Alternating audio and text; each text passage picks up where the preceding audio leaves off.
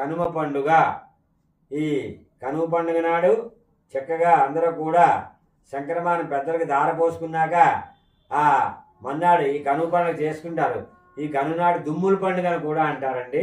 ఆ రోజున చక్కగా అందరూ కూడా ఈ భక్షణ చేస్తారు. అదే ఈ కలగాయ కూర అని చెప్పేసి అదిని, అలాగే చాలా కాపాలు గట్రా అయితే ఈ మాంస భక్షణ అవి చేస్తారండి. దాన్ని కనుమ పండుగ అంటారు. మినపగారులు వండుకుంటారు. ఇక మిగతా వాళ్ళైతే మినపగారులు వండుతారు. అది మాంసంతో సమానమని మినపగారులు ఇచ్చేస్తారమ్మా. మినపగారులు మాసచక్రాలు అంటారు వాటిని. అది మాట కనుమ పండుగ. కనుడ కాకి కూడా బయలుదేరదని సామెత ఉందండి. అంచేత ఏదైనా పెద్దలను కొలుచుకుని మనం ఇది కనుమ పల్లెటూరులో పండగలు అవుతూ ఉంటాయి, తీర్థాలు అవుతాయండి. ఆ తీర్థాలకు వెళ్ళచ్చు, తప్పు లేదు. దేవుడి కార్యక్రమం కాబట్టి తప్పు లేదు, వెళ్ళొచ్చును. అది పండుగ.